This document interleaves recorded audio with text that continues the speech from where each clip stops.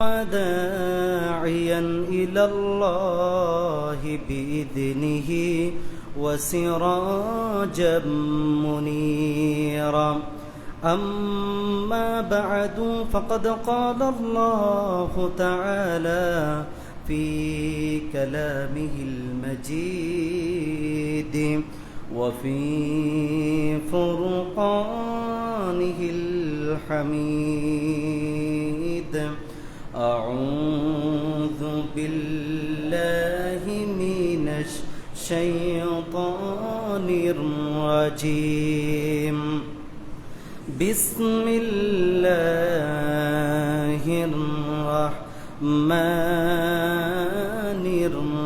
الرحيم يا أيها الناس كلوا مما في الأرض حلالا طيبا ولا تتبعوا خطوات الشيطان إنه لكم عدو مبين إن الله وملائكته يصلون على النبي يا أيها الذين آمنوا صلوا عليه وسلموا تسليما اللهم صل على محمد وعلى آل محمد كما صليت على إبراهيم وعلى آل إبراهيم إنك حميد مجيد اللهم بارك على محمد وعلى آل محمد كما باركت على إبراهيم وعلى آل إبراهيم إنك حميد مجيد আপনারা কেমন আছেন সবাই? আলহামদুলিল্লাহ। আমাদেরকে যিনি ভালো রেখেছেন, সুস্থ রেখেছেন, তিনি কে? সৈয়দুল আইয়াম। সপ্তাহের শ্রেষ্ঠ দিবসে, জুমার দিবসে আমরা কৃতজ্ঞ চিত্তে অবনত মস্তকে শরীরের সমস্ত শক্তিকে গলার মাঝ বরাবর এনে কণ্ঠের সাথে কণ্ঠের মিল রেখে আমরা কালিমাতুশ শুকর উচ্চারণ করছি। আমরা সকলে বলছি আলহামদুলিল্লাহ। বলুন রব্বানা লাকাল হামদ হামদান কাসীরান طيبا مباركا فيه يا ربي لك الحمد كما ينبغي لجلال وجهك وعظيم سلطانك আল্লাহ তাআলার প্রশংসার পরে দরুদ ও সালাম সর্বকালের সর্বশ্রেষ্ঠ মহামানব সৈয়দুল মুরসালিন, খাতামুন নবীন, ইমামুল মুরসালিন, বদরুদ্দুজা, সমস্ত নবী রাসূলের মাথার তাজ, আফতাবে নবুয়ত, শাহেনশাহের সালাত, আল্লাহর সৃষ্টির প্রধান আকর্ষণ, বিশ্বসভার সভাপতি বিশ্বনবী মুহাম্মদুর রাসূলুল্লাহ সাল্লাল্লাহু আলাইহি ওয়াসাল্লামের প্রতি আল্লাহুম্মা সাল্লিম আলাইহি আল্লাহুম্মা বারিক আলাইহি। সম্মানিত মুসল্লিয়ানে কেরাম, উপস্থিত সুধীমণ্ডলী, আজকে একটি গুরুত্বপূর্ণ বিষয় নিয়ে আপনাদের সামনে আলোচনা করব। সেটি হচ্ছে হালাল এবং হারাম সংক্রান্ত বর্ণনা। ইনশাআল্লাহ পড়েন। তার আগেই মর্মান্তিক একটি ঘটনা দিয়ে শুরু করব। শেষে এই মর্মান্তিক ঘটনার পরে আরেকটি গুড নিউজ আপনাদের জন্য রাখছি, সেটিও আপনাদেরকে শুনিয়ে দেব ইনশাআল্লাহ। আপনারা জানেন বাংলাদেশের রাজধানী ঢাকা উত্তরায় মাইলস্টোন স্কুল এবং কলেজের উপরে একটি প্রশিক্ষণ বিমান আছড়ে পড়েছে। যেই ভয়ঙ্কর এবং ভয়াবহ ঘটনাটি আপনারা দেখেছেন। শত শত মানুষ আহত হয়েছে এবং অনেক ছাত্রছাত্রী শিক্ষার্থী নিহত হয়েছে, শাহাদত বরণ করেছে। এই পর্যন্ত প্রায় অন্তত 32 জন শিক্ষার্থী মারা গিয়েছে। যে মুসলমান শিক্ষার্থী যারা মারা গিয়েছে, আল্লাহ তাদের সকলকে শাহাদাতের দরজা নসিব করুক। সকলে বলুন আমিন। ঢাকা শহরে বসবাস করে 3 কোটি মানুষ। কয় কোটি মানুষ? একটা ওভার পপুলেটেড ক্যাপিটাল রাজধানী বাংলাদেশের ঢাকা, 3 কোটি মানুষের বসবাস। যেখানে এই 3 কোটি মানুষের বসবাস, তাদের মাথার উপরে একটি ফ্লাইট, একটি প্রশিক্ষণ বিমান উড়ানোর দরকারটা কি ছিল? প্রশিক্ষণ বিমান মানে হচ্ছে একটা বোমা। এই বোমাটি একটি ওভার পপুলেটেড রাজধানী ঢাকার উপরে উড়ানোর দরকারটা কি ছিল? যেই বিমানটি 90-এর দশকে চীন তাদের এভিয়েশন সেক্টর থেকে, তাদের সামরিক বহর থেকে রিজেক্টেড করে দিয়েছে, বাদ দিয়েছে, ব্যাকডেটেড হয়ে গিয়েছে, এই জন্য বাদ দিয়ে দিয়েছে। 2013 সালে বাংলাদেশ গভর্নমেন্ট সেগুলিকে ক্রয় করেছে। অর্থাৎ একটি ব্যাকডেটেড ভাঙ্গারি কিছু বিমান, প্রশিক্ষণ বিমান চীন থেকে কিনে বাংলাদেশের যারা প্রশিক্ষণে নিয়োজিত তাদেরকে বলছে যে এগুলি দিয়ে তোমরা প্রশিক্ষণ দাও, নিজেরাও মরো, বাকিদেরকেও মারো, জনসংখ্যা কমাও। দেখছেন 2013 সালে কারা ক্ষমতায় ছিল আপনারা ভালো করে জানেন। এই ভাঙ্গারিগুলি এনে একটি জনবহুল ঢাকা রাজধানী, যেখানে 3 কোটি মানুষের বসবাস, সেখানে প্রশিক্ষণ দেওয়ার দরকারটা কি ছিল? তোমরা চলে যাও কক্সবাজারে, চলে যাও যশোরে, চলে যাও ক্ষেতকামারে, চলে যাও সাগরের তীরে, চলে যাও, যেখানে মানুষের কোনো আনাগোনা নেই, সেটাই তোমাদের জন্য নিরাপদ হবে। তা না করে একটা ওভার পপুলেটেড ঢাকা উত্তরায় প্রশিক্ষণ বিমান উড়িয়েছে, যে দুর্ঘটনা ঘটেছে, অসংখ্য ছাত্র ছাত্রী আহত হয়েছে, অন্তত প্রায় 33 জন শিক্ষার্থী মারা গিয়েছে। যারা মারা গিয়েছে তাদের জন্য দোয়া করবেন। এবং তাদের চিৎকার চেঁচামেচি, কত মায়ের বুক খালি হয়েছে কেউ জানে না। এই তাদের চিৎকার চেঁচামেচি, মা এবং বাবার আর্তনাদে আকাশ বাতাস বাড়ি হয়ে গেছে।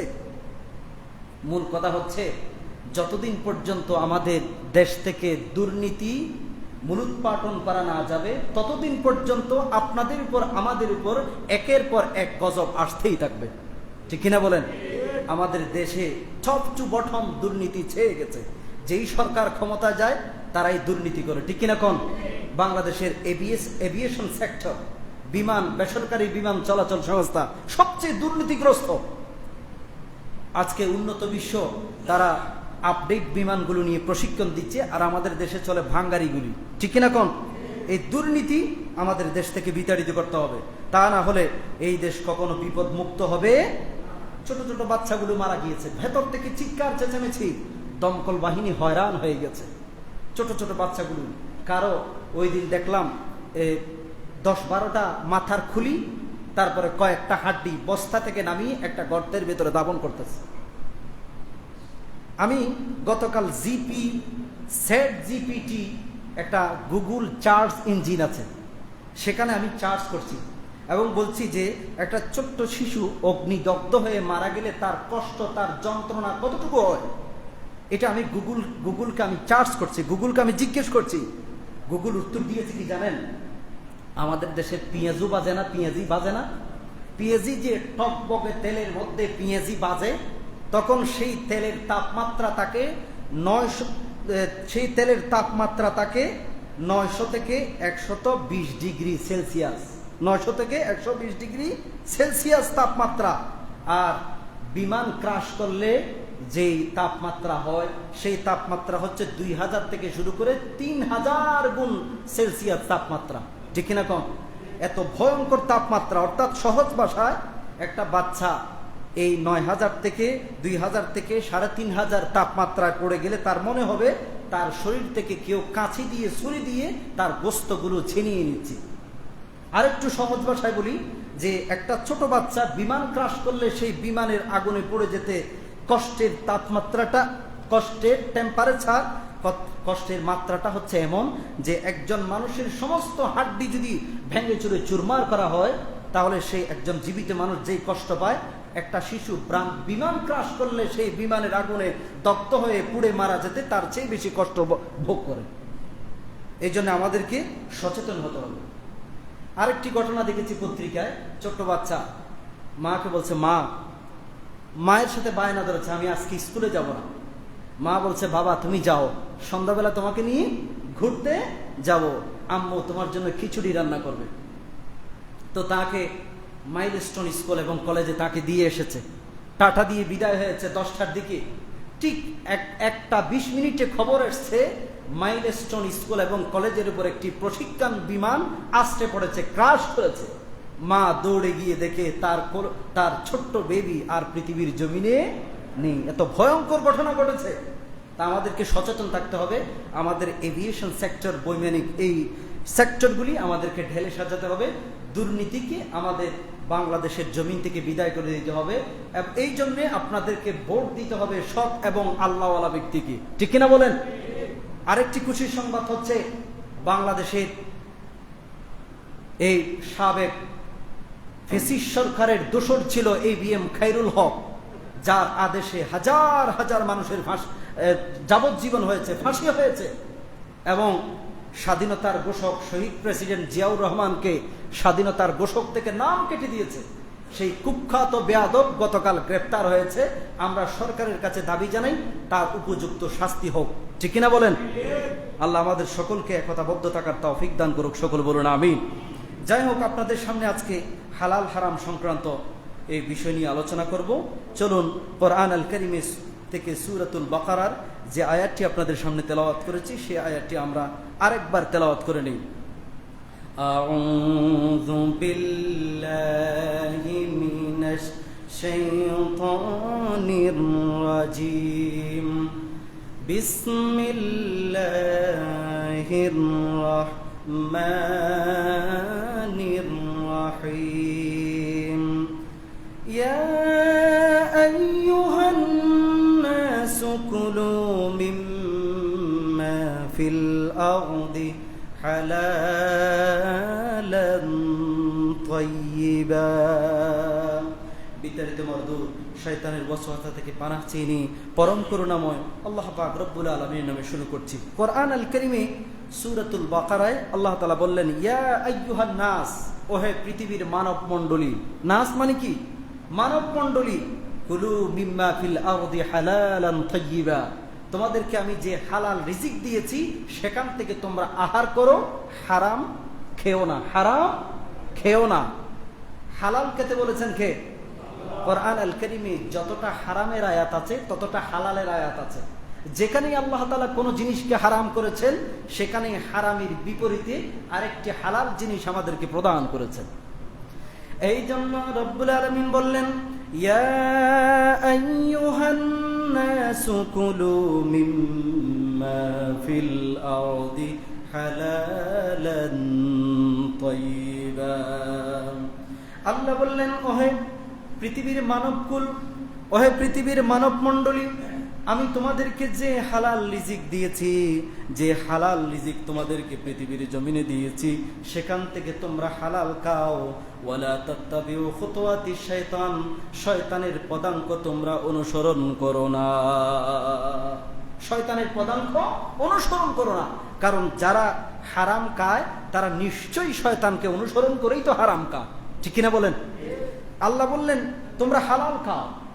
এরপরে আল্লাহ বললেন ওয়ালা তাত্তাবিউ খুতুওয়াতিশ শাইতান। আবার শয়তানের কথা আসছে কেন? আল্লাহ বলছে হালাল খাও, কিন্তু এরপরে শয়তানের কথা কেন আসছে?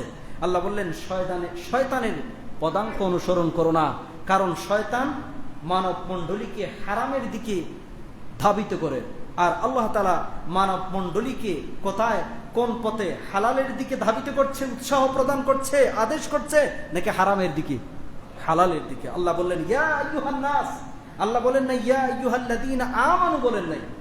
তার মানে পৃথিবীতে যারা ইমানদার, কাফের, মুশরিক, যারাই পৃথিবীর জমিনে হালাল খাবে, মুশরিকরাও যদি হালাল খায় পৃথিবীর জমিনে তাদের জন্য উপকারিতা রয়েছে, কিন্তু পরকালীন জীবনে তাদের কিছুই নেই। ইমানদাররা যদি পৃথিবীর জমিনে হালাল খায়, দুনিয়াতে পার্থিব জীবনে যেমন সফল, পরকালীন জীবনেও সফলতা দিবেন কে? এই জন্য আল্লাহ নাস বলেছেন। যদি অমুসলিমরা শুকুর না খায়, মৃতদেহ না খায়, ডেড বডি না খায়, রক্ত না খায়, নাপাক জিনিস না খায়, তাহলে তাদের শারীরিক সক্ষমতা বহুগুণে বেড়ে যাবে। সমস্ত রোগ প্রতিরোধ রোগ থেকে তারা হেফাজত থাকবে এবং তাদের শারীরিক সক্ষমতা, পাওয়ার, এনার্জি, শক্তি বহুগুণে বেড়ে যাবে যদি তারা হারাম না খায়। এটা হচ্ছে মুশরিকদের উপকারিতা। আর ইমানদারদের উপকারিতা হচ্ছে, আল্লাহ বললেন ইমানদাররা, মুসলমানরা যদি হালাল খায়, হারাম বাদ দেয়, দুনিয়ার জীবনেও সফল, পরকালীন জীবনেও সফলতা আছে না নাই? এই জন্য আল্লাহ নাস বলেছেন, ইয়া আইয়ুহাল্লাযীনা আমানু বলেন নাই। রব্বুল আলামিন বললেন ইয়া আইয়ুহাল্লাযীনা ইয়া আইয়ুহান নাসু কুলু মিম্মা ফিল আরদি হালালান তাইয়্যিবা। আল্লাহ বললেন, ওহে পৃথিবীর মানব মণ্ডলী, ওহে পৃথিবীর মানুষ, পৃথিবীর জমিনে যে তোমাদেরকে আমি হালাল দিয়েছি, হালাল খাও, সেখান থেকে বেছে বেছে খাও। শয়তানের পদাঙ্ক অনুসরণ করো না, কারণ শয়তান হারামের মাধ্যমে তোমাদেরকে জাহান্নামের দিকে নিয়ে যেতে চায়। শয়তান চায় আমরা হারাম খাই, আর হারাম পেটে গেলেই যতই চিৎকার চেঁচামেচি দেন, যতই তাহাজ্জুদের সালাত পড়েন, যতই ইবাদত করেন, যতই কান্নাকাটি করেন, যতই হজ করেন, যতই যাকাত দেন, আল্লাহর দরবারে কবুল হবে না। ঠিক কিনা বলেন? অনেকেই সুদের টাকা আছে, তার কাছে ঘুষের টাকা আছে, দুর্নীতি করছে, কোটি কোটি টাকা ইনকাম করছে। সে হজ করতে গেছে এবং সে হজ করতে গিয়ে যখন বলে লাব্বাইক আল্লাহুম্মা লাব্বাইক লাব্বাইক লা শারীকা লাকা লাব্বাইক, আল্লাহর হাবিব বললেন এক আগন্তুকের ভেষ ধারণ করে ফেরেশতা তার কাছে এসে বলে, ওহে পাপিষ্ঠ ব্যক্তি, হজ করতে আসছো, পরের হক মেরে দুর্নীতি করে হজ করতে আসছো, তোমার হজ আল্লাহর দরবারে কবুল হবে না। নাউজুবিল্লাহ কোন। এই জন্য পরের হক মেরে দুর্নীতি করে সুদ খেয়ে পরের আইল ছেড়ে আরএসকে বিএস বানিয়ে, বিএসকে আরএস বানিয়ে অপরের জায়গা জমি দখল করেছেন। যতই সেজদা দিয়ে কপাল দাগ লাগান না কেন, যতই হজ করেন না কেন, যতই দানবীর সাজেন না কেন, আল্লাহর দরবারে কবুল হবে না। কে বলেছেন? শয়তান চায় আমরা কি খাই? হারাম খাই। হারাম খেলেই আল্লাহর হাবিব বললেন, যে ব্যক্তির পেটে হারাম লোকমা পৌঁছে গেছে, ওই ব্যক্তির 40 দিনের ইবাদত আল্লাহ কবুল করবেন না। নাউজুবিল্লাহ কোন। সহিহ বুখারীতে আছে, মুসলিমে আছে, তিরমিজিতে আছে। এই জন্য আমাদেরকে সবসময় কি করতে হবে? হালাল খেতে হবে। এবং হালাল কোনটা, হারাম কোনটা, পৃথিবীর আদিকাল থেকে শুরু করে অমুসলিম জাতি এই পর্যন্ত যত মুসলিম জাতি আছে, তারা সকলেই কোনটি হালাল কোনটি হারাম এই ব্যাপারে বাছাই করতে গিয়ে তারা চরম গোমরাহিতে পতিত হয়েছে। যেমন ভারতীয় ব্রাহ্মণ্যবাদ এবং খ্রিস্টীয় বৈরাগ্যবাদ, তাদের মতে তারা বলছে দেহকে কষ্ট দেয়া জায়েজ। নাউজুবিল্লাহ পড়েন।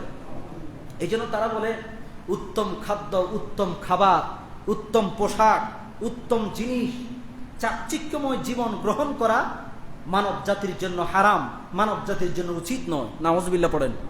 তাদের মতে বৈষ্ণব বৈরাগীর মতো তারা বলছে পা ধোয়া, গোসল করা এবং সেই শরীরে যত ময়লা আবর্জনা থাকুক না কেন, শরীর পরিষ্কার করার দরকার নাই। নাউজুবিল্লাহ কোন।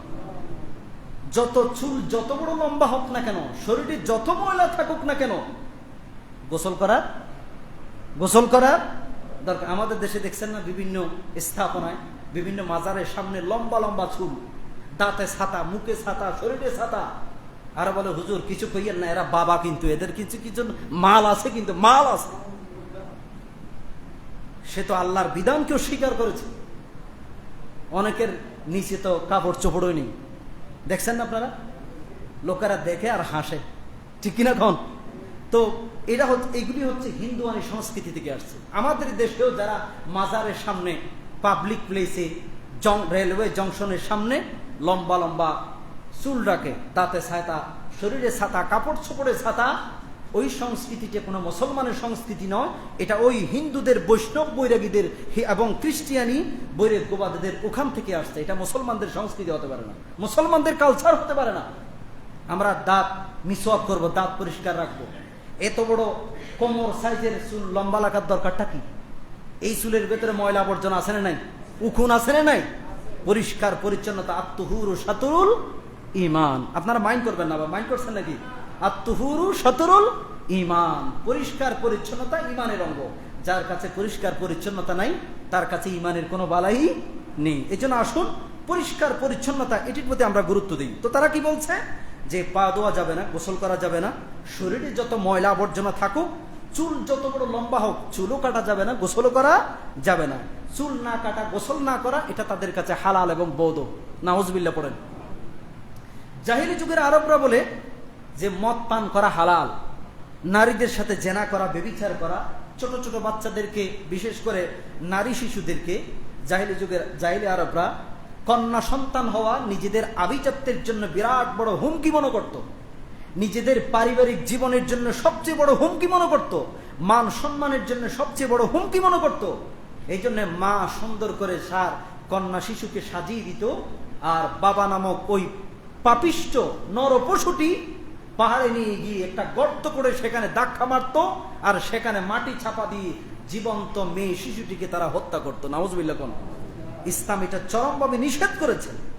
এবং আল্লাহর হাবিব বললেন, ইন্নাল্লাহা হাররামা আলাইকুম উকুকাল উম্মাহাত ওয়া ওয়া'দাল বানাত।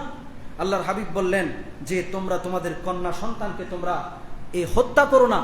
এবং কোরআনে কারিমে এটাও আছে, ওয়া ইদাল মাউউদাতু সুইলাত, কিয়ামতের দিন সেই ছোট ছোট বাচ্চাদের ব্যাপারে যারা হত্যা করছে তাদেরকে প্রশ্ন করা হবে। কিয়ামতের দিন বাঁচার কোনো শক্তি, বাঁচার কোনো উপায় কারো হবে না। এরপর আসুন, পারস্য মুজদাদ ধর্মমত, তাদের কাছে হালাল হারামের সিস্টেমটা দেখুন। তারা বলছে পৃথিবীতে যা কিছু আছে সবকিছু হালাল। যেমন ছেলে তার মাকে বিয়ে করতে পারবে, নাউজুবিল্লাহ। ভাই তার বোনকে বিয়ে করতে পারবে, তারপরে ভাতিজা তার ছাসিকে বিয়ে করতে পারবে, এবং দুই ভাই মিলে এক বিয়ে করা জায়েজ তাদের ধর্ম মতে, নাউজুবিল্লাহ। আজ থেকে ১৫০০ বছর আগে ইসলাম সমস্ত কুসংস্কারের মূলে কুঠারাঘাত করেছে, এবং ইসলাম সবকিছুর একটা দিক নির্দেশনা দিয়ে দিয়েছেন। সুবহানাল্লাহ পড়েন। ইসলাম বলছে লা রুহবানিয়াতা ফিল ইসলাম, ইসলামে কোনো বৈরাগ্যবাদ নেই। অনেকে নিজের পরিবার পরিজনকে ঝুঁকির ভেতরে ফেলে, কি খাবে, কোথায় যাবে, চিকিৎসা খরচ, তারপরে খাবার খরচ, তেল মরিচ আদা পেঁয়াজ রসুন কিছুই করে নেই। সে কি করে পুটলি একটা নিয়ে ইবাদত করতে অনেক দূরে, সাগরে জঙ্গলে চলে যায়, অনেক দূরে চলে যায়। এটা ইবাদত নয়, এটা ভণ্ডামি ছাড়া আর কিছুই নয়। ইসলামের রুহবানিয়ত, বৈরাগ্যবাদ বলতে কিছুই। পরিবার পরিজনের সাথে থাকেন, তাদেরকে খোরপোশ দেন, তখন আপনি দাওয়াতে যান। বাংলাদেশে তাবলিগের দাওয়াত হয় না, তাবলিগের দাওয়াত হয় না, এটা কিন্তু নাজায়েজ নয়। আপনি আপনার পরিবার পরিজনকে খাবার দাবার রসদপত্র সবকিছু দিয়ে আপনি চিল্লায় যান, অসুবিধা নেই। 40 দিনের জন্য যান, 100 দিনের জন্য যান, কোনো সমস্যা নাই। কিন্তু খ্রিস্টীয় কিছু বৈরাগ্যবাদ আছে, তারা নিজেদের পরিবারকে ঝুঁকির ভেতরে ফেলে তারা আল্লাহর সন্তুষ্টি কামনা করার জন্য বেরিয়ে যায়। এটিতে কি আল্লাহর সন্তুষ্টি হবে? কখনো সম্ভব নয়। এই জন্য ইসলাম চরমভাবে নিষেধ করেছেন বৈরাগ্যবাদকে। এবং কাপড় চোপড় পরিষ্কার করা, শারীরিক পরিষ্কার পরিচ্ছন্নতা, এটির প্রতি ইসলাম উৎসাহ প্রদান করেছেন। এবং সুদ খাওয়া, বেশি বেশি সুদ খাওয়া, নারীদের সাথে অবৈধ সম্পর্ক করা, এটি ইসলাম হারাম করেছেন। সুবহানাল্লাহ পড়েন। তো পৃথিবীর আদিকাল থেকে এই পর্যন্ত যত ধর্ম আমরা দেখেছি, প্রত্যেকটা ধর্মে হালাল এবং হারামের ব্যাপারে তারা চরমভাবে বাড়াবাড়ি করেছে। এরপর আল্লাহ কি বললেন? ইয়া আইয়ুহাল্লাযীনা আমানু। তো হালাল কোনটা, হারাম কোনটা, এই ব্যাপারে জানার জন্য ছোট্ট একটা কোরআনের আয়াত, যেটি সূরাতুল বাকারা। আল্লাহ বললেন, ইয়া আইয়ুহাল্লাযীনা আমানু কুলু মিম্মা ফিল আরদি হালালান তাইয়্যিবা। ও হে বিশ্বাসীগণ, পৃথিবীর জমিনে আমি তোমাদেরকে যে হালাল রিজক দিয়েছি সেখান থেকে তোমরা খাও, এবং ওয়ালা তাত্তাবিউ খুতুওয়াতিশ শাইতান, শয়তানের পদাঙ্ক অনুসরণ করো না। ইন্নাহু লাকুম আদুউম মুবিন, শয়তান তোমাদের প্রকাশ্য শত্রু। শয়তান আমাদের প্রকাশ্য কি? রব্বুল আলামিন বললেন, ওয়ালা তাত্তাবিউ খুতুওয়াতিশ শাইতান ইন্নাহু লাকুম আদুউম মুবিন।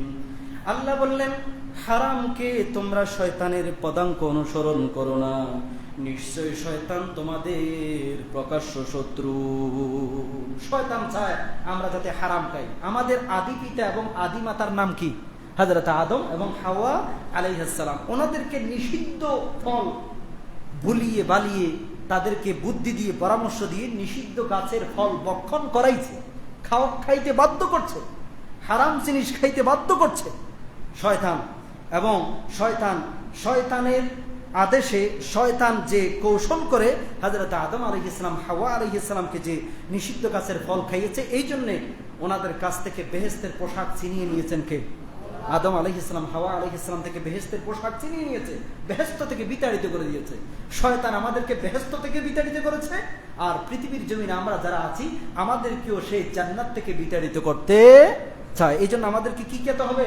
হালাল খেতে হবে। একটি ঘটনা আপনাদের সামনে বলি। ঘটনাটি আসছে সহিহ মুসলিম, মিশকাত শরীফের হাদিস। عن أبي هريرة رضي الله تعالى عنه قال قال رسول الله صلى الله عليه وسلم إن الله طيب لا يقبل إلا طيب। হযরত আবু হুরায়রা থেকে বর্ণিত, আল্লাহর হাবিব বললেন, রব্বুল আলামিন পবিত্র, তিনি পবিত্রতা গ্রহণ করেন। রব্বুল আলামিন নিজে পবিত্র, তিনি পবিত্রতা ছাড়া কিছুই গ্রহণ করেন না। ইন্নাল্লাহা আমারাল মুরসালিন বিমা আমারা বিল মুমিনিন। রব্বুল আলামিন সমস্ত নবীদেরকে যা আদেশ করেছেন, ঈমানদারদেরকেও তা আদেশ করেছেন।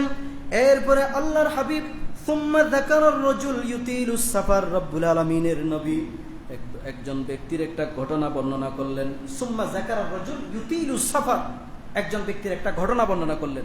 ইউতিলুস সাফার আশআসা আগবারা, যে ব্যক্তি দীর্ঘ সফরের কারণে তার চেহারায় ক্লান্তির ছাপ আছে, উস্কো কুস্কো চেহারা, চুলগুলো এলোমেলো।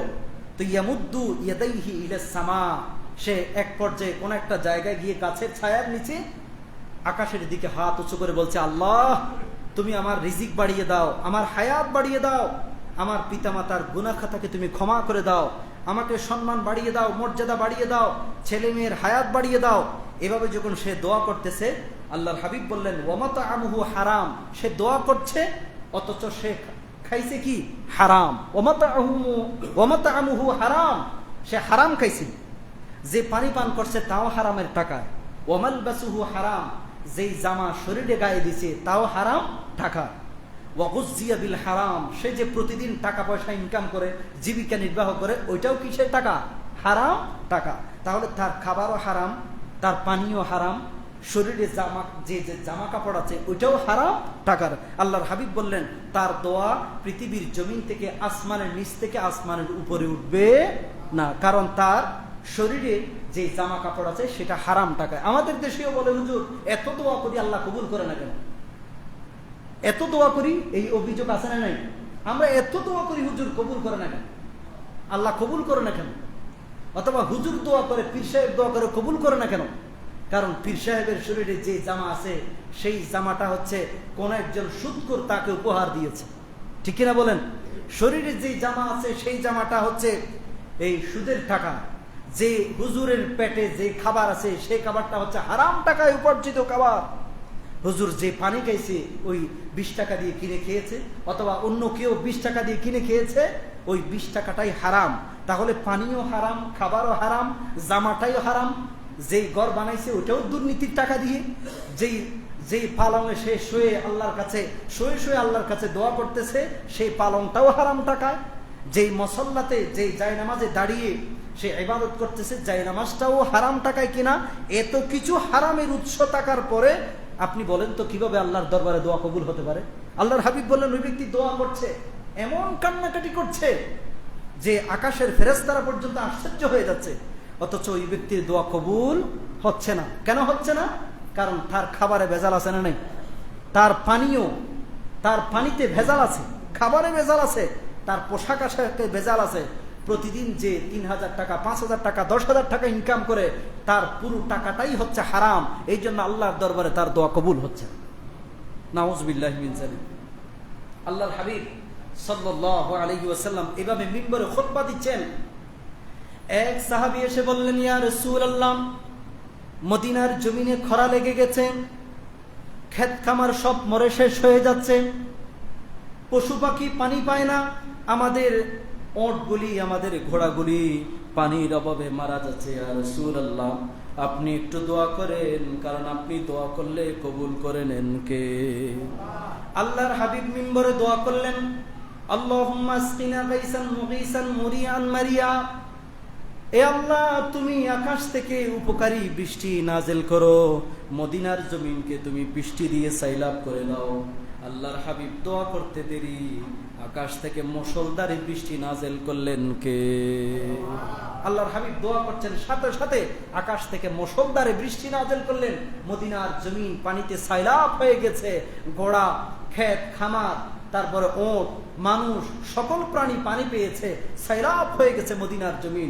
এমনকি আল্লাহ তাআলা আকাশ থেকে বৃষ্টি দিতে দিতে মদিনার জমিনে বন্যা হয়ে গেছে। পরবর্তী জুমায় ওই ব্যক্তি দাঁড়িয়ে বলেন, হুজুর আপনি আল্লাহর কাছে একটু আরেকবার দোয়া করেন, আল্লাহ যাতে আপাতত বৃষ্টিটা যাতে বন্ধ করে। আল্লাহর হাবিব দোয়া করতে দেরি, বৃষ্টি আল্লাহ তাআলা মুহূর্তেই বন্ধ করে দিয়েছে। ওমিয়া আল্লাহর নবীও খতিব, আমরাও খতিব, আপনিও খতিব।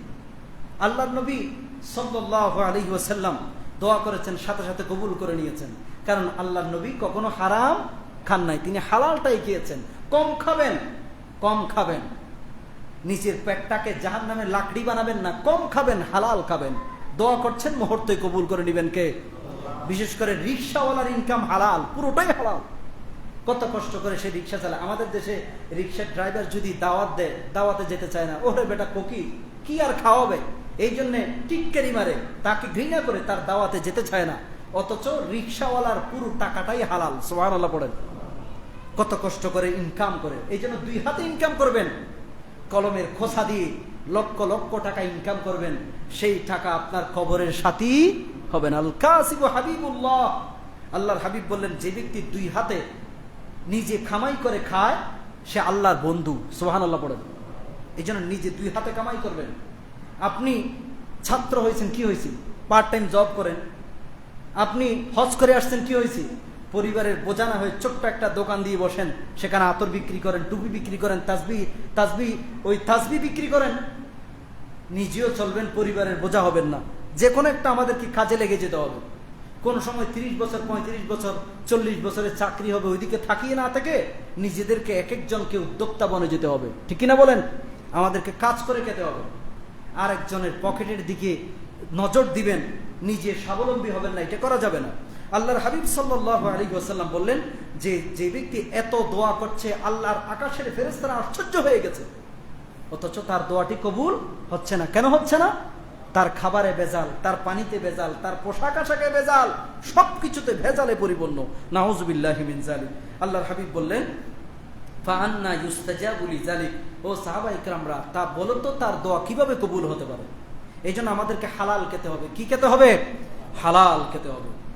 আল্লাহর হাবিব বললেন, মানুষের কাছে এমন একটা সময় আসবে, এমন একটা যুগ আসবে, যেই যুগে, যেই জামানায় মানুষ হালাল হারামের কোনো তোয়াক্কা করবে না। ঘরে বাইরে, বাজারে ঘাটে, গ্রামে শহরে, শপিং মলে, কর্মস্থলে, সব জায়গায় মানুষ শুধু হারাম খাবে, হালাল কোনটা হারাম কোনটা তোয়াক্কা করবে না। আল্লাহর হাবিব বললেন, মানুষের জন্য এমন একটা সময় চলে আসবে। সেই সময়টা চলে আসছে না? শপিং মলে, গ্রামে গঞ্জে, তারপরে কর্মস্থলে, যেখানে যাবেন মানুষ হালাল হারামের কোনো তোয়াক্কা করছে না, পাচ্ছে আর খাচ্ছে, পাচ্ছে আর খাচ্ছে। আমাদেরকে হালাল হারাম মেনটেন করে চলতে হবে। এরপরে আল্লাহর হাবিব সাল্লাল্লাহু আলাইহি ওয়াসাল্লাম বললেন, হুট করে কেউ দাওয়াত দিয়েছে আপনাকে, হুট করে চলে যাবেন না। আপনি দেখবেন তার ইনকাম হালাল কিনা, সে দুর্নীতিগ্রস্ত কিনা, সে বদমাইশ কিনা, সে ডাকাত কিনা, সে অবৈধ পেশায় নিয়োজিত আছে কিনা, এটি যাচাই বাছাই করে তার বাড়িতে দাওয়াত খেতে যাবেন।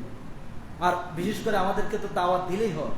কার আগে কে দৌড়ে গিয়ে নামাজ বাদ দিয়ে কার আগে কে ওই ভাতের প্লেট নিয়ে বসে যায়, প্রতিযোগিতা আমাদের ভেতরে আসে না? নাই? শুধু একবার না, কয়েকবার খাওয়ার রেকর্ডও আছে। যাই হোক, আল্লাহর হাবিব সাল্লাল্লাহু আলাইহি ওয়াসাল্লাম বললেন, হযরত ইবনে মাসউদ থেকে বর্ণিত, তিনি বললেন, আন্না রাসূলুল্লাহ সাল্লাল্লাহু আলাইহি ওয়াসাল্লাম নাহা আন সামানিল কালবি ওয়া মাহরিল বাগী ওয়া হুলওয়ানিল কাহিন। আল্লাহর হাবিব বললেন, কুকুর বেচা কেনা পেশায় নিয়োজিত অর্থ তোমরা খাবা না। যেমন অনেক মুসলমানদেরকে দেখা যায় যে খাবারের লোভ দেখিয়ে ফাঁদে ফেলে তারা কুকুর ধরে, তারপর অমুসলিম যারা কুকুর খায়, যাদের কাছে কুকুর খাওয়া বৈধ, তাদের কাছে বিক্রি করে। এরকম রেকর্ড আছে না? দেখছেন না? কুকুর ধরে, ফাঁদে ফেলে কুকুর ধরে, তারপরে 500 টাকা, 300 টাকা, 1000 টাকা দিয়ে বিক্রি করে। এটা হারাম। আল্লাহর হাবিব বললেন, কোন মুসলমান যদি এই কাজ করে, যে বিক্রি করে 500 টাকা, 1000 টাকা পেয়েছে, এই পুরো টাকাটাই তার জন্য হারাম। নাউযুবিল্লাহ পড়েন। এই জন্য কুকুর ধরে বিক্রি করা যাবে না, এবং ওই ইনকাম খাওয়া যাবে না, ওই বিনিময় খাওয়াও যাবে না। আর বিশেষ করে আল্লাহর হাবিব সাল্লাল্লাহু আলাইহি ওয়াসাল্লাম বললেন যে তোমরা বিশেষ করে কুকুরকে কষ্ট দিও না। কুকুর হচ্ছে মুনিবের প্রতি বিশ্বস্ত একটা প্রাণী। কিতাবের মধ্যে আসছে আপনি যদি একটা কুকুরকে একটা রুটি দেন, সে 7 দিন পর্যন্ত আপনার বাড়ির আশেপাশে সে ঘুরতে থাকবে। কুকুর হচ্ছে মুনিবের জন্য সবচেয়ে আনুগত্যশীল প্রাণী। বিশেষ করে এই আমাদের মধ্যে অনেক ভাই কুকুরের উপদ্রব থেকে বাঁচার জন্য কুকুরের গায়ে গরম পানি ছিটকে মারে। গরম পানি মারে না, কুকুর ঝলসে যায়। আহারে, অত্যন্ত নির্মম কাজ, এটা করবেন না। অনেকে কুকুরকে খাবারের ভাত দেখিয়ে খাবারের মধ্যে বিষ মিশিয়ে দেয়, ঠিক কিনা বলেন? আমি দেখেছি আজাদী পত্রিকা দেখেছি যে এক এলাকায় প্রচুর কুকুরের উপদ্রব, সেই জায়গায় গোস্ত বিক্রি হয়, এই গোস্তের সাথে বিষ মিশিয়ে দিয়ে অন্তত প্রায় 100-র উপরে কুকুর তারা হত্যা করেছে। নাউজুবিল্লাহ। কোন এটা করা যাবে না, কুকুর মারা যাবে না। আর বিশেষ করে কুকুর হচ্ছে সবচেয়ে এই মানুষের জন্য সবচেয়ে বিশ্বস্ত প্রাণী, মুনিবের সবচেয়ে বেশি ভক্ত। আর শয়তানের জন্য সবচেয়ে বড় শত্রু হচ্ছে কুকুর। যেমন আমাদের দেশে মুয়াজ্জিন সাহেব আজান দেয় না, তো আজান দিলে কুকুর কি করে? গেও গেও করে না? তো আজানের সাথে কুকুরের গেও গেওর সম্পর্কটা কি? তার মানে যখন মুয়াজ্জিন সাহেব আজান দেয়, হাইয়া আলাস সালাহ,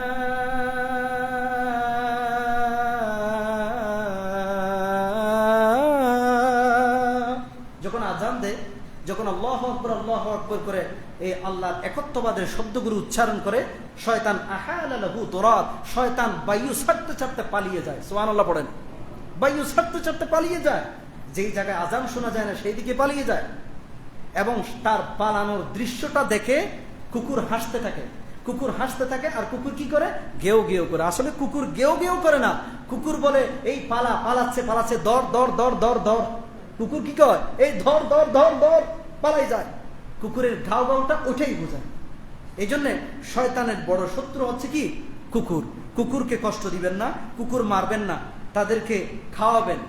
অনেক কুকুর অনাহারে অর্ধাহারে মারা যায়। আল্লাহর হাবিব সাল্লাল্লাহু আলাইহি ওয়াসাল্লাম বলেন, একজন পাপিষ্ঠ নারী কুকুরের সেবা যত্ন করার কারণে, একটা কুকুরকে বাঁচানোর জন্য ওই নারী, পাপিষ্ঠ নারী, পতিতা নারী, সে কিন্তু আল্লাহর জান্নাতে চলে যাবে। সুবহানাল্লাহ পড়েন। আসহাবে কাহাবের 7 জন যুবক যারা সম্রাট দাকিয়ানুসের বিরুদ্ধে, শিরকের বিরুদ্ধে, তাগুতি শক্তির বিরুদ্ধে সশস্ত্র জিহাদ করেছিল, আসহাবে কাহাবের 7 জন যুবক যারা গুহাতে এখনো পর্যন্ত ঘুমিয়ে আছে, কিয়ামত পর্যন্ত ঘুমিয়ে থাকবে, তাদেরকে পাহারায় নিয়োজিত আছে একটা কুকুর। সেই কুকুরটা এখনো জীবিত আছে। সুবহানাল্লাহ পড়েন। এই জন্য ওই কুকুর বেচা কিনা পেশায় যারা নিয়োজিত, তাদের ইনকাম খাবেন না, তাদের ঘরে দাওয়াত খাবেন না, বিশেষ করে এই কুকুরদেরকে কষ্ট দিবেন না। এটা আল্লাহর হাবিব সবচেয়ে বেশি নিষেধাজ্ঞা দিয়েছেন। এরপরে আল্লাহর হাবিব বললেন, ওয়ামাহারিল বাকি, পতিতা যারা নিজেদের দেহ বিক্রি করে পতিতালয়ে, অর্থাৎ জেনা ব্যভিচারের মাধ্যমে যারা পয়সা করে ইনকাম করে, তাদের ইনকাম খাওয়া যাবে না। তাদের বাড়িতে যাবেন না, তাদের বাড়িতে দাওয়াত খাবেন না, তাদের সাথে সম্পর্ক রাখবেন না, তাদের কাছ থেকে কিছু খাবেন না। ওই খাবার আপনি খাইছেন, আল্লাহ আপনার দোয়া কবুল করবেন না। নাউজুবিল্লাহ। কোন এরপরে ওয়াহলওয়ানিল কাহিনী, জাদুঘর, যারা ওই জাদুঘর মানুষকে জাদু করে, সেহের করে, ওই সুমন্ত্র খালি কুত্তার ঘু আছে না, ওই জাদু মানুষকে জাদু করে, তারপরে ওই যে বোকার ঠ্যাং, কাকের ঠ্যাং, তারপরে টিকটিকির লেজ, তারপরে ইঁদুরের মাথা, এগুলি দিয়ে সে জাদু বানায় এবং মানুষকে কাবু করে এবং মানুষকে ধ্বংস করার জন্য, মানুষের রিস্ককে বন্ধ করার জন্য যারা বাজে কাজ করে, কালো জাদু করে, ওই সমস্ত কাহেন, ওই সমস্ত বদমাইশের বাড়িতে খাবেন না, যাবেন না, তাদের সাথে সম্পর্ক রাখবেন না, বলেছেন বিশ্বনবী মুহাম্মদুর রাসূলুল্লাহ সাল্লাল্লাহু আলাইহি ওয়াসাল্লাম। তাহলে 3 শ্রেণীর বাড়িতে দাওয়াত খেতে যাবেন না: যারা কুকুরের ব্যবসার সাথে নিয়োজিত, যারা পতিতালয়ের ব্যবসার সাথে নিয়োজিত, বিশেষ করে অনেক হোটেলের মালিকও বেশ্যা এবং পতিতালয়ের পেশার সাথে নিয়োজিত, ঠিক কিনা? কোন 10 তালা হোটেল বেঁধে রাখছে, প্রত্যেকটা তালায় অবৈধ কাজ করে। মাঝে মাঝে পুলিশের অভিযান দেখছেন না, পত্রপত্রিকা দেখছেন না? এদের বাড়িতে দাওয়াত খাবেন না, তাদের কাছ থেকে কিছু খাবেন না, কারণ তাদের পুরো ইনকামটাই হারাম। আর হারাম খেলেই আল্লাহ তাআলা আপনার কোনো দোয়া কবুল করবেন না। এরপরে আল্লাহর হাবিব সাল্লাল্লাহু আলাইহি ওয়াসাল্লাম বললেন, মান আতা আররাফান ফাসুইলা আন শাই লাম তুকবাল লাহু সালাতুন 40। আমরা অনেকেই ওই বাঁদর আছে, কাক আছে, তারপরে সাপ আছে, তারপরে বেজি আছে, নেউলে আছে, তাদের কাছে নিজেদের ভাগ্য গনায় না?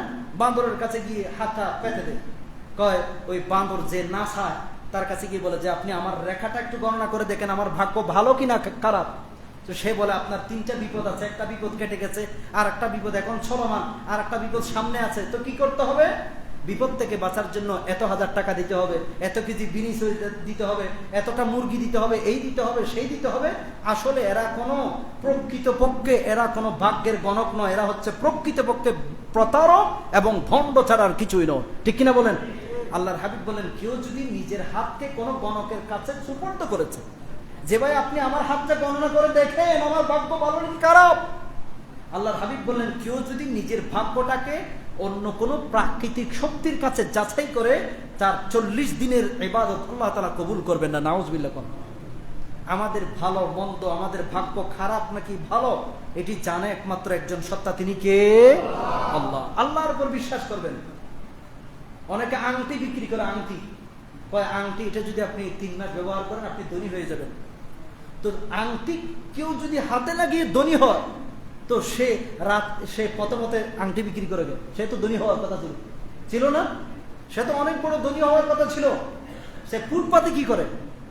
আসলে এগুলি হচ্ছে তাদের ভণ্ডামি। কোনো আংটি, কোনো পাথর, কোনো তাবিজ আপনাকে সফলতা দিতে পারে না। সফলতা আমাদের ভালো, আপনাদের ভালো, আমাদের অমঙ্গল, আপনাদের অমঙ্গল, সবকিছুর মালিক একজন, তিনি কে? আল্লাহ। যদি কারো কল্যাণ চান, পৃথিবীর কেউ আপনার অকল্যাণ করতে পারবে না। আর পক্ষান্তরে আপনার কপালে যদি কোনো বিপদ থাকে, আপনার ভাগ্যে যদি কোনো বিপদ থাকে, পৃথিবীর কোনো মানুষ আপনাকে সেই বিপদ থেকে রক্ষা করতে পারবে না। পারবেন একজন, তিনি কে? এটার উপর বিশ্বাস করাই হচ্ছে ওয়াল কদরু খাইরিহি ওয়া শাররিহি মিনাল্লাহি তাআলা ওয়াল বা'সি বা'দাল মাউত। তাকদীরের উপর বিশ্বাস থাকতে হবে। এইজন্য আসুন বন্ধুগণ, আমরা তাকদীরের উপর বিশ্বাস করব। কোন কাহেনের ইনকাম থেকে তাদের বাড়িতে খাবার দাবার, পতিতালয়ের ইনকাম খাওয়া, তাদের বাড়িতে দাওয়াত খাওয়া, কুকুর বেচা কিনা পেশায় নিয়োজিত, তাদেরকে আমরা এড়িয়ে চলবো, তাদের বাড়িতে দাওয়াত খাবো না। এরপর আল্লাহর হাবিব সাল্লাল্লাহু আলাইহি ওয়াসাল্লাম বললেন, হারাম খাওয়া লোকের শরীর যতই চাকচিক্য, বডি ফিটনেস যতই সুন্দর হোক না কেন, কিয়ামতের দিন জাহান্নামের আগুন তার জন্য অপেক্ষা করছে। নাউজুবিল্লাহ পড়েন। আল্লাহর হাবিব বললেন, লা ইয়াদখুলুল জান্নাতা জাসাদুন গুযিয়া অথবা গুযিয়া বিল হারাম। যেই ব্যক্তির শরীর, যেই ব্যক্তির মাংস হারাম ইনকাম দিয়ে বেড়ে উঠেছে, ওই ব্যক্তির শরীর জাহান্নামে দিয়ে দিবেন একজন, তিনি কে? আপনার শরীরে, একজন মানুষ, সুস্থ মানুষের শরীরে 5 থেকে 6 লিটার রক্ত থাকে। কত লিটার? 5 থেকে 6 লিটার রক্ত থাকে, গোস্ত থাকে, হাড় থাকে, লাশ থাকে, পালস থাকে, সবকিছুই কিয়ামতের দিন জাহান্নামের আগুন গ্রাস করে ফেলবে যদি আপনি হারাম টাকা দিয়ে, হারাম দিয়ে নিজের শরীরকে গঠন করেন। আল্লাহ আমাদেরকে হেফাজত করুক, সকলে বলুন আমিন। বাকি অনেক কথা আছে, আগামী জুমায় শেয়ার করবো ইনশাআল্লাহ। আসসালামু আলাইকুম ওয়া রাহমাতুল্লাহি ওয়া বারাকাতুহু।